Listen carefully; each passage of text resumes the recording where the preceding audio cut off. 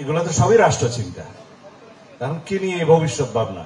রাষ্ট্র নিয়েই তো আমরা রাষ্ট্র সংস্কার আন্দোলন করছি। এখন রাষ্ট্র সংস্কারের জন্য যে সমস্ত আইটেমস, রাষ্ট্র কাঠামো সংস্কারের জন্য যে সমস্ত দফা, সেগুলো 31 দফায় বিধৃত হয়েছে। তাহলে রাষ্ট্র কাঠামোর গণতান্ত্রিক সংস্কার, সংবিধানের গণতান্ত্রিক সংস্কারের মধ্য দিয়ে রাষ্ট্রের অর্থনৈতিক, জনগণের অর্থনৈতিক মুক্তি আনয়ন, এটা আমাদের উদ্দেশ্য।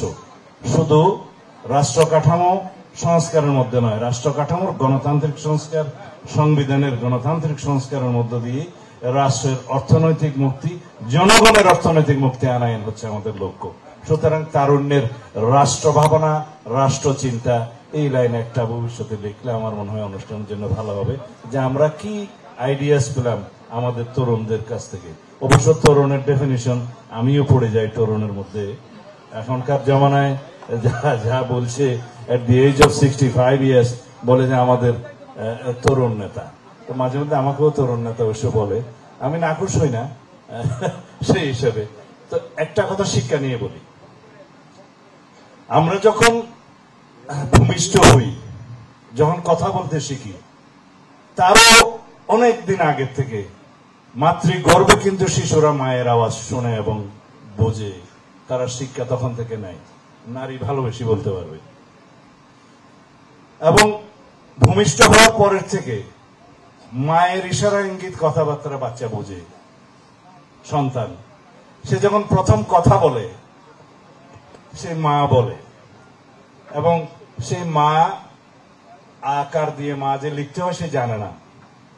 তারপর যখন কথা বলে, আমি কয়েকটা ভাষা শেখার চেষ্টা করেছিলাম, সেই হিসাবে বলছি। তো যখন কথা বলে, যখন শিখায়, তখন স্পোকেনটা শিখায়, বলতে শিখায়, কখনো বানান শিখায় না, ব্যাকরণ শিখায় না, লিখিত শিখায় না। এবং স্পোকেনের পরের স্টেজ আছে পড়া, তারপরে আসে ব্যাকরণ ক্লাস 7, 8, 9, 10 যে কিভাবে কি করতে হবে। এখন কোন ব্রিটিশ, কোন আমেরিকান, কোন স্টুডেন্টদেরকে যদি ব্যাকরণ জিজ্ঞেস করতে হয়, সে ব্যাকরণ বলতে পারবে না। বাট সে যখন ইংলিশ বলবে, তখন আমাদের এখানে 3 বার পিএইচডি যে করেছে তার চাইতে ভালো বলবে, না কিনা?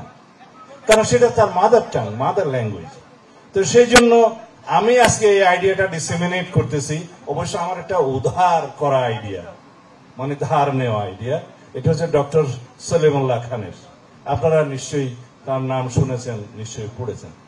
তো আমি একসময় ডক্টর সলিমুল্লাহ খানার, আমি একই রুমে থাকতাম আর কি, ওনার সাথে থাকতাম। উনি আমার সিনিয়র, একই ডিপার্টমেন্টে, ল ডিপার্টমেন্টে। মহসিন হলের 324 নম্বর রুমে।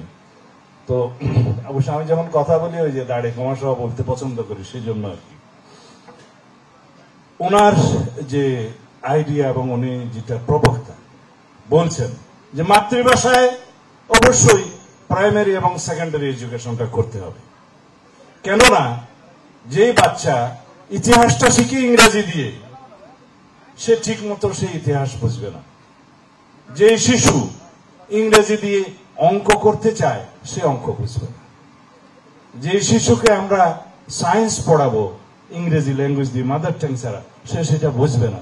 সেজন্য আপনি দেখবেন যে সমস্ত ইংলিশ মিডিয়ামের অনেক স্কুলের ছাত্র যে হায়ার এডুকেশনে যে আমাদের বড় বড় যে প্রতিষ্ঠানগুলো আছে, ওখানে কম্পিটিশনে ভর্তি হতে পারে। এটা আমি প্র্যাকটিক্যালি আমি দেখেছি অনেককে। তো সুতরাং আপনারা এটা মার্কেটিং করবেন যে মাতৃভাষাতে অবশ্যই প্রাইমারি এন্ড সেকেন্ডারি এডুকেশন হতে হবে। হ্যাঁ, অবশ্যই প্রত্যেককে কমপক্ষে 2টি বিদেশি ভাষা, সেকেন্ড এন্ড থার্ড ল্যাঙ্গুয়েজ সম্পর্কে শিখতে হবে। সেটা কি? সেটা ইংলিশ হতে পারে, সেটা ফ্রেঞ্চ হতে পারে, সেটা ক্ষেত্রমতো অন্য ল্যাঙ্গুয়েজ হতে পারে, যেটা পৃথিবীতে এখন নলেজ ল্যাঙ্গুয়েজ অনেকটা পাওয়ার হয়ে গেছে। একটা ল্যাঙ্গুয়েজ কিভাবে পাওয়ার হয় সেটা ইংলিশ দিয়ে বুঝবেন। একটা ইনফরমেশন কিভাবে পাওয়ার হয় সেটা একটা ল্যাঙ্গুয়েজ দিয়ে দেখবেন।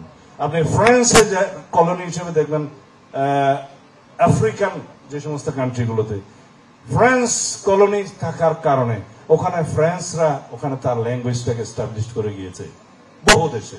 এখন আমরা যেভাবে হোক, আমরা ব্রিটিশদের কলোনি ছিলাম, এখানে ইংলিশের প্রচলনটা হয়েছে।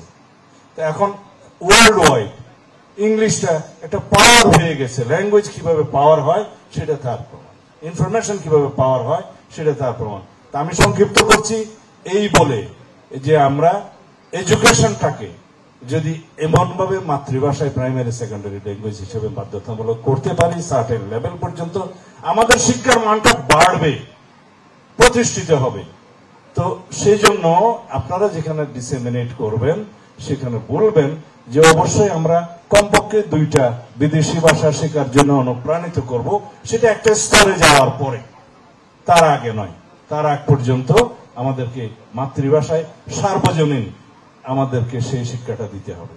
সেটা কিন্তু আছে, আমাদের সংবিধানও আছে, আইনও আছে, সব জায়গায় আছে সার্বজনীন, যেগুলো আমরা বললাম আর্টিকেল 17, 18 আপনারা পড়ে দেখেন। ধন্যবাদ। আমি বেশি বলার জন্য আপনাদের কাছে ক্ষমা চাচ্ছি, তবে এই আইডিয়াটা শিক্ষার উপরে আপনারা নিয়ে যান এবং সর্বক্ষেত্রে প্রয়োগ করার চেষ্টা করবেন। জাতির মেধা বিকাশ হবে এবং মেধা বিকাশের মধ্য দিয়ে জাতি অনেক দূরে এগিয়ে যাবে। ধন্যবাদ।